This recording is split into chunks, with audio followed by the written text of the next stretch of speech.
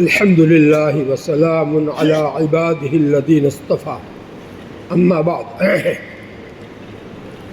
فأعوذ بالله من الشيطان الرجيم بسم الله الرحمن الرحيم وقال ربكم ادعوني أستجب لكم إن الذين يستكبرون عن عبادتي سيدخلون جهنم داخرين وقال رسول الله صلى الله عليه وسلم الدعاء هو العبادة. قابل احترام علماء کرام اور میرے پیارے ایمانی بھائیوں،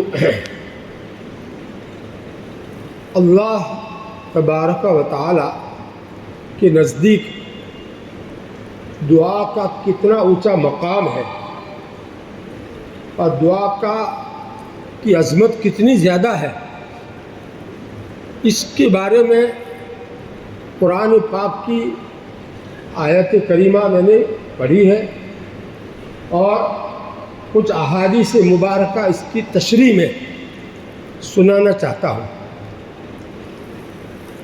اصل دین تو قرآن و حدیث کے اندر ہے اور اس کو لوگوں کے سامنے لانے سے ہی دین سامنے آتا ہے۔ حضرت مولانا ابراہیم صاحب دیولہ والے فرماتے ہیں، لوگ ایسا کہتے ہیں کہ دین میں کامیابی ہے، لیکن دین ہے کیا اس کو تو بتاتے نہیں۔ بھئی دین کو بتائے بغیر کیسے لوگ عمل کریں گے؟ بہرحال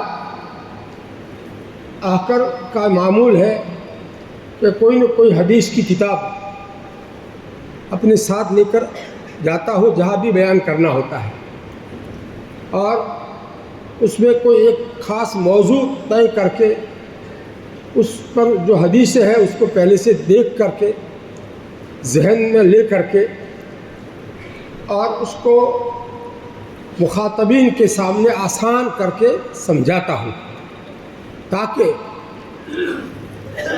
دین کا کوئی نہ کوئی ایک جز ایک حصہ اس مجلس میں لوگوں کے سامنے میں پیش کر سکوں۔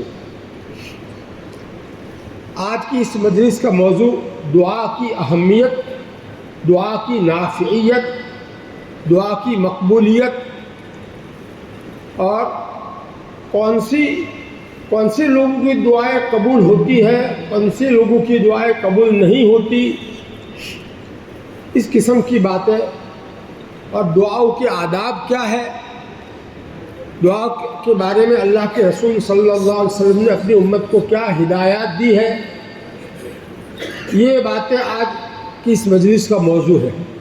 موضوع بتا دینے سے لوگوں کو سمجھ میں آ جاتی ہے بات کہ آج اس موضوع پر ہی بات ہوگی۔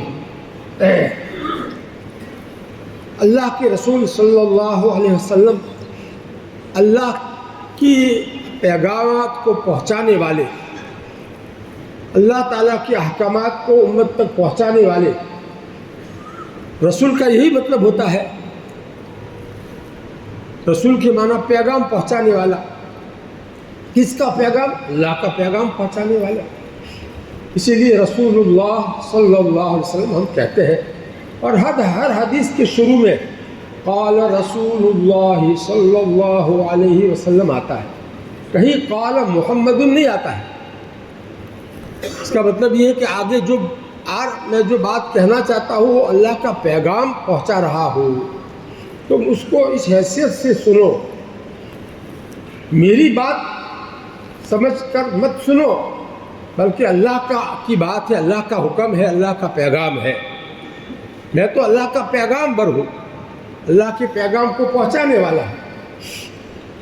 بہرحال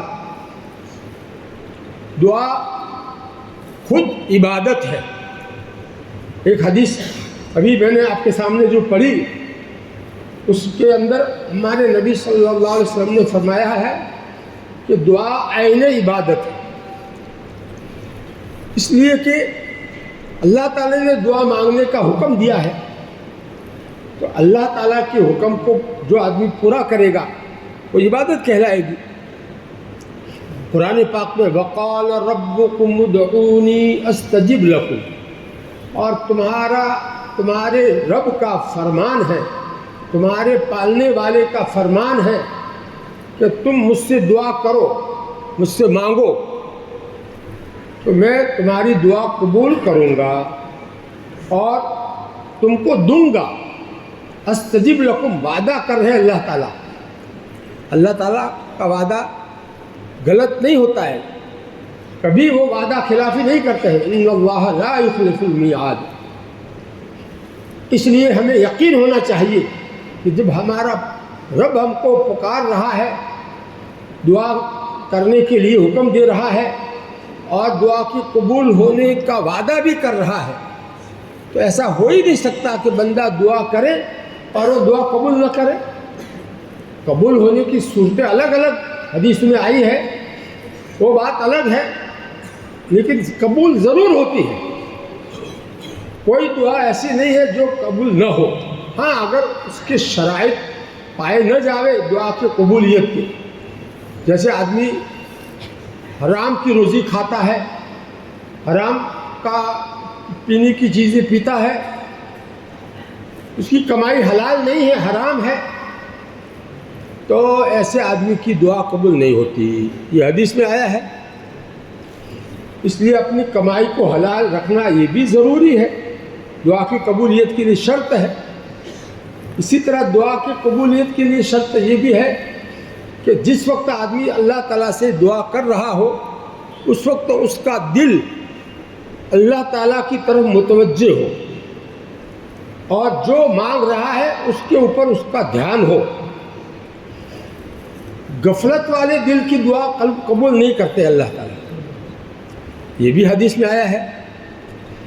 اس لیے پورے توجہ کے ساتھ اللہ تعالیٰ کو سامنے رکھ کر کے میں کس سے مانگ رہا ہوں، اتنی بڑی ذات جس نے پوری دنیا کو بنایا، آسمان و زمین کو بنایا، اس کے لیے میری یہ مراد پوری کرنا کیا مشکل ہے۔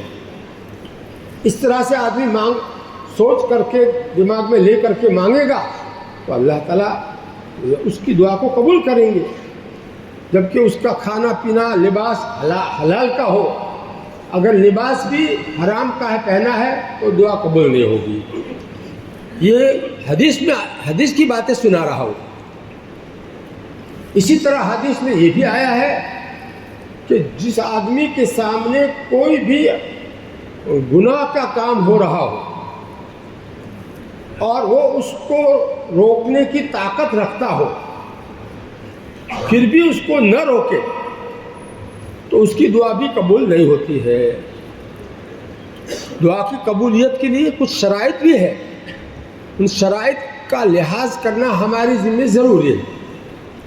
پھر دعا کی قبولیت میں کوئی شک نہیں، یقیناً وہ دعا ہماری قبول، چاہے وہی چیز مل جائے جو مانگی ہے، چاہے اس کے بدلے میں اللہ تعالیٰ کوئی بڑی آفت آنے والی ہو اس کو دور کر دے گے، چاہے اس کے بدلے میں آخرت میں ثواب دے دے گے۔ بہرحال دعا کی قبولیت کے شرائط کا لحاظ کرتے ہوئے جو بھی دعا مانگی جائے گی اس دعا کا عبادت ہونا تو یقینی ہے۔ عبادت کا ثواب آخرت میں ملتا ہے تو آخرت میں اس کا ثواب تو یقیناً ملے گا، اور یہاں دنیا میں اس کو دینے میں اس کی مصلحت ہوگی تو اللہ تعالیٰ یہاں دنیا میں بھی اس کی مراد کو پوری کریں گے، اس کے لیے کیا مشکل ہے۔ قرآن پاک کی جو آیت کریمہ اس حدیث کی دلیل کے طور پر ہمارے نبی صلی اللہ علیہ وسلم نے پڑھی ہے، وہ یہی آیت ہے جو ابھی میں نے آپ کے سامنے پڑھی، جس میں اللہ تعالیٰ نے دعا مانگنے کا پہلے حکم دیا اور آگے اس کو عبادت کے لفظ سے تعبیر کیا ہے۔ ان الذین یستکبرون عن عبادتی، یہ اسی آیت میں پہلے حکم کے بعد میں یہ عبادت کا لفظ اللہ تعالیٰ لا رہے ہیں۔ جو لوگ میری عبادت سے یعنی میرے سامنے دعا مانگنے سے متکبرانہ طور پر منہ پھر پھیریں گے، یستکبرون، متکبرانہ طور پر منہ پھیرے رہیں گے، تو ایسے لوگ جہنم میں ذلیل ہو کر داخل ہوں گے۔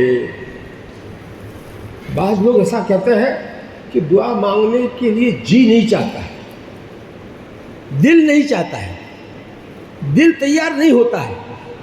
بعض لوگ ایسا کہتے ہیں، اپنی اصلاح کے لیے اپنا حال بتلاتے ہیں کہ جو ہے ایسے دعائیں ہم پڑھتے تو ہیں مختلف اوقات کی، لیکن نماز کے بعد ہاتھ اٹھا کر اللہ سے کچھ مانگنے کے لیے دل جو ہے ساتھ نہیں دیتا ہے،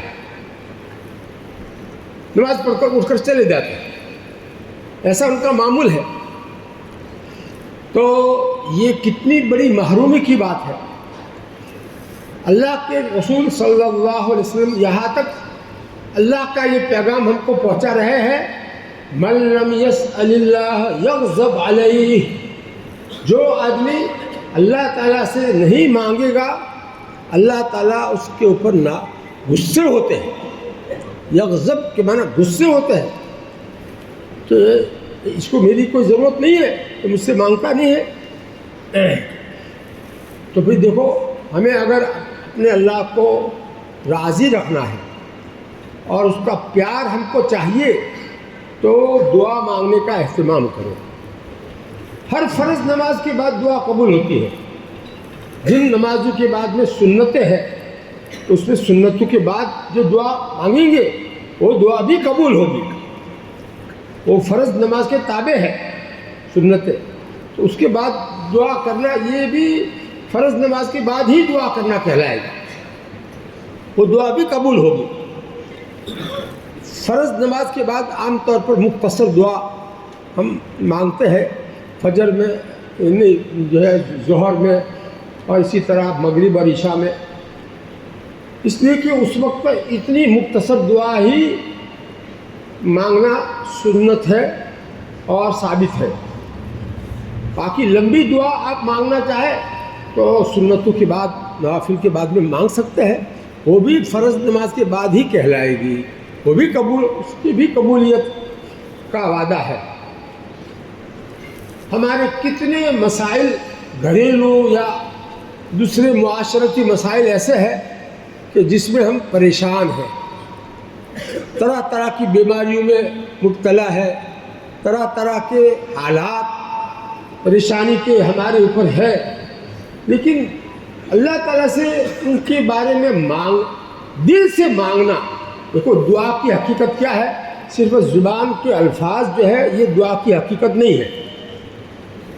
زبان سے جو الفاظ ہم بولیں گے وہ تو دعا کا لباس کہلائے گا، دعا کے الفاظ کہلائیں گے، اور اصل دعا کی حقیقت تو ہے دل کی طرف، اور دل کی طلب، سچی طلب دل کی ہو اللہ سے مانگنے کی، اور پورے یقین کے ساتھ مانگ رہا ہو کہ ضرور اللہ تعالیٰ میری دعا قبول کریں گے، تو یہ دعا کہلائے گی۔ حدیث شریف میں یہ بھی حکم ہے کہ تم اللہ تعالیٰ سے دعا کرتے وقت یقین رکھو تمہاری دعا قبول ہوگی، ایسا یقین رکھو۔ اب ہم دعا کرتے ہیں لیکن یقین نہیں ہوتا ہے، پتہ نہیں ہماری دعا قبول ہوگی یا نہیں ہوگی، تو ایسے آدمی کی دعا قبول نہیں ہوگی۔ یہ شرط ہے، ادعوا اللہ وانتم موقنون بالاجابہ، وانتم موقنون بالاجابہ، یقین کرنے والے ہو دعا کی قبولیت کا۔ ایسی حالت میں تم اللہ تعالیٰ سے مانگو، دعا مانگنے کے وقت تمہاری یہ حالت دل کی ہونی چاہیے۔ دعا کے آداب میں سے ایک ادب یہ ہے کہ دعا کے شروع میں اللہ تعالیٰ کی تعریف کی جائے، پھر اس کے بعد درود شریف پڑھا جائے، اور عام طور پر لوگ درود شریف پڑھتے ہیں اور پڑھواتے ہیں۔ کوئی یہ نہیں کہتا ہے کہ اللہ کی تعریف کر کے درود شریف پڑھو، تو یہ ادھوری بات ہے، پوری بات نہیں ہے۔ اللہ کے نبی صلی اللہ علیہ وسلم نے تو یہ ہدایت دی ہے کہ تم اللہ تعالیٰ دعا مانگنے سے پہلے اللہ کی تعریف کرو، اب تعریف کرنے کے لیے سورہ فاتحہ کی شروع کی 3 آیتیں پڑھ لو، 4 آیتیں پڑھ لو تو اللہ تعالیٰ کی تعریف ہو جاتی ہے. چوتھا کلمہ پڑھ لو اللہ تعالیٰ کی تعریف ہو جاتی ہے. بہت آسان ہے اللہ تعالیٰ کی تعریف کرنا. اور اس کے بعد پھر درود شریف، کوئی بھی درود شریف پڑھ لو تو اب تمہاری دعا جو ہے قبولیت کے قابل بن گئی. ایک ادب یہ بھی حدیث میں بتلایا ہے کہ اگر آپ کسی دوسرے کے لیے دعا مانگنا چاہتے ہیں، کسی نے بہت اہتمام کے ساتھ دعا مانگنے کے لیے آپ سے کہا ہے اور آپ کو یاد آ گیا مجھے اس کے لیے دعا کرنی چاہیے، تو دوسرے کے لیے دعا کرنی ہے تو پہلے اس کی دعا پہلے مت کرو، پہلے اپنے لیے دعا کرو، پھر اس کے بعد اس کے لیے دعا کرو. یہ بھی ایک ادب اللہ کے نبی صلی اللہ علیہ وسلم کا تھا کہ اللہ کے نبی صلی اللہ علیہ وسلم جب کسی دوسرے کے لیے دعا کرنا چاہتے تو بدأ بنفسہ ہی، پہلے اپنی ذات کے لیے دعا کرتے اللہ تعالیٰ سے اور پھر اس دوسرے کے لیے دعا کرتے. یہ بھی ایک ادب ہے دعا کا، اس لیے کہ اگر ڈائریکٹ دوسرے کے لیے دعا کرنا شروع کرو گے تو آپ کی حیثیت سائل کی نہیں ہوگی، آپ کی حیثیت سفارشی کی ہوگی. آپ اللہ تعالیٰ کے سامنے دوسرے کے لیے سفارش کر رہے ہیں. اللہ تعالیٰ سے جو مانگنے والے کی جو حیثیت ہوتی ہے سائل کی، وہ حیثیت آپ کی نہیں ہوئی. پہلے خود سائل اور مانگتے بنو، اللہ کے سامنے مانگنے والے بنو، اپنے آپ کو محتاج قرار دو کہ میں اللہ آپ کی رحمت کا محتاج ہوں، آپ کی مغفرت کا محتاج ہوں، پھر دوسرے کے لیے دعا کرو. اب دیکھو یہ آداب عام طور پر لوگوں کو سامنے بیان نہیں کیے جاتے ہیں، میں حدیث کی روشنی میں بیان کر رہا ہوں. وہ سب حدیثیں پڑھوں گا زبانی یا اندر دیکھ کر تو وقت پورا ہو جائے گا، اس لیے میں نے سوچا خطبہ بھی مختصر قرآن میں جو آیا ہے وہی خطبہ پڑھا، حدیث میں جو لمبا خطبہ آیا ہے وہ نہیں پڑھا، کیونکہ میں نے سوچا وقت کم ہے، مجھے جو اللہ کا پیغام پہنچانا ہے اور اللہ کے بندوں کو دعا کے بارے میں جو احادیث مبارکہ میں جو ہمارے لیے ہدایات آئی ہے، جو طریقہ آیا ہے، جو باتیں آئی ہیں وہ سامنے لانی ہے. جو جمعہ میں مجمع بہت زیادہ ہوتا ہے مسلمانوں کا، تو کچھ ان کے لیے تھوڑی نصیحتیں بھی کرنی ہے اسی وقت میں، وہ انشاءاللہ بعد میں کروں گا. پہلے یہ دعا کا مضمون پورا ہونے دو. دعا کے آداب میں سے ایک ادب یہ بھی ہے کہ بار بار دعا کے بیچ میں یا ارحم الراحمین، یا ارحم الراحمین، یا ارحم الراحمین کہے.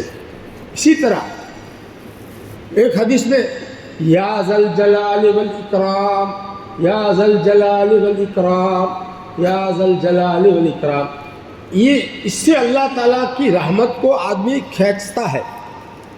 او بزرگی اور کرم کرنے والے خدا، او رحم کرنے والوں میں سب سے بڑے رحم کرنے والے مہربان آقا. یہ الفاظ ایسے ہیں کہ جو اللہ تعالیٰ کی رحمت کو کھینچنے والے ہیں. اسی طرح یا حی یا قیوم برحمتک نستغیث، اگر اکیلا دعا کر رہا ہے تو استغیث، اور جماعت ہے تو اس صورت میں یہ جمع کسے گا نستغیث بولیں گے. اس کا ترجمہ کیا کہ اے ہمیشہ ہمیشہ زندہ رہنے والے اور اے پوری دنیا کو تھامنے والے، آسمان و زمین کو تھامنے والے، آپ کی رحمت ہی کے ذریعے سے میں مدد چاہتا ہوں، آپ کی رحمت ہی کے سہارے میں اپنے لیے مدد مانگتا ہوں. یا حی یا قیوم برحمتک استغیث.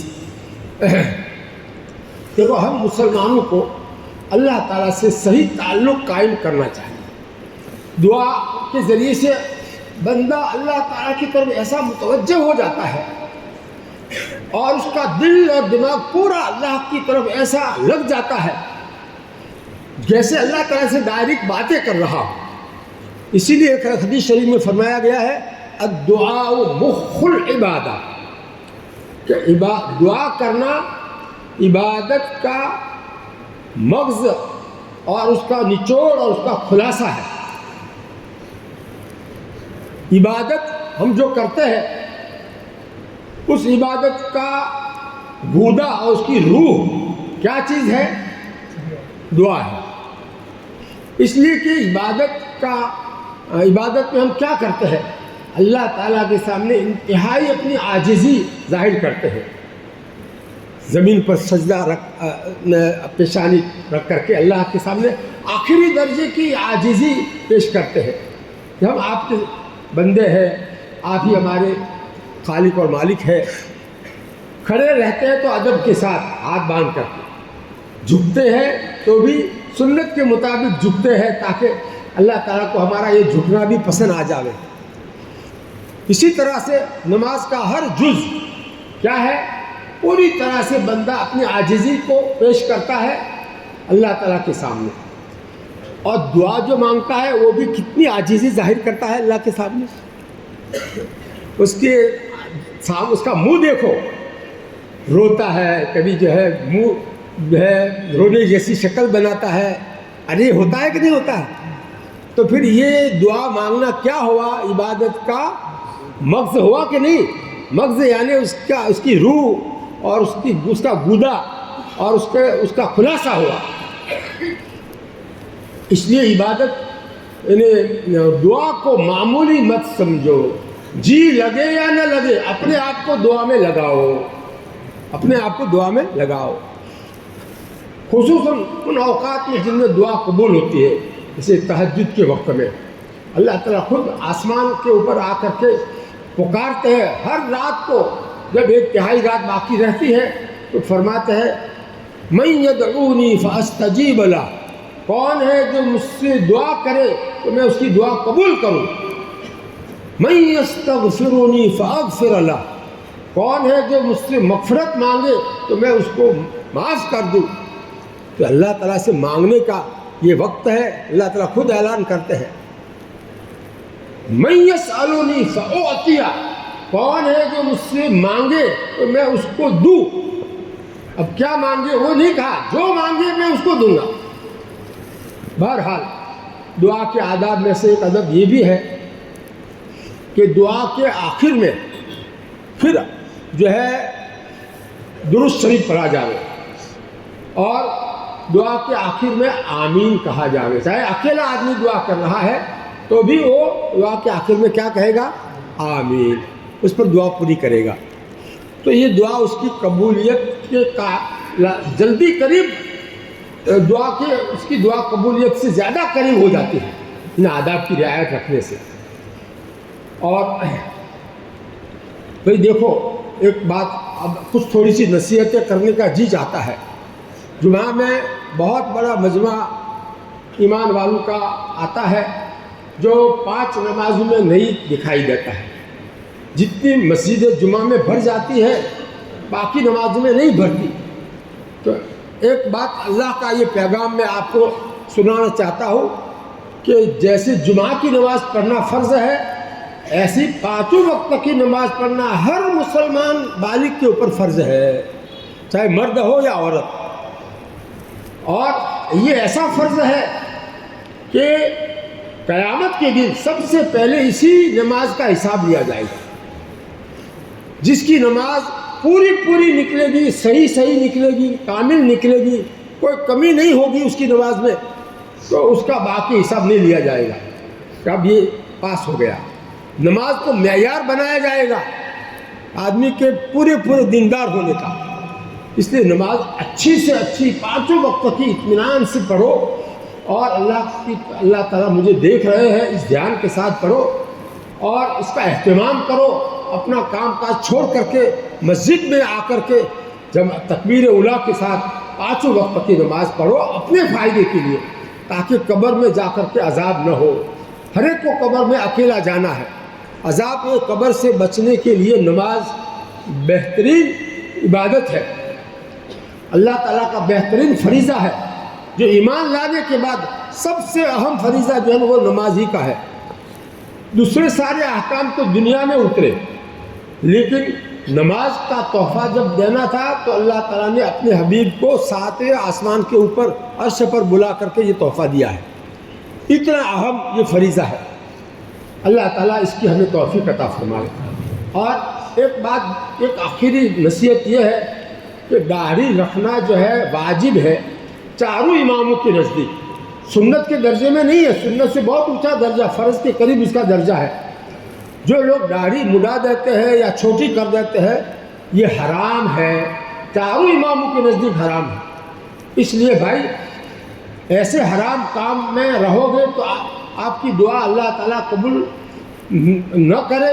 یہ ایسا ہو سکتا ہے کہ یہ تو میرا نافرمان بندہ ہے، 24 گھنٹے میرا حکم توڑ کر کے لوگوں کے سامنے پھرتا ہے کھلا کھلا، تو اللہ تعالیٰ جو ہے یہ کو اللہ کے رسول قبر میں منہ پھیر دیتے ہیں ایسے داڑھی منڈے آدمی سے کہ یہ تو میرا چہرہ اس کو پسند نہیں تھا، تو قبر میں کیا کرو گے؟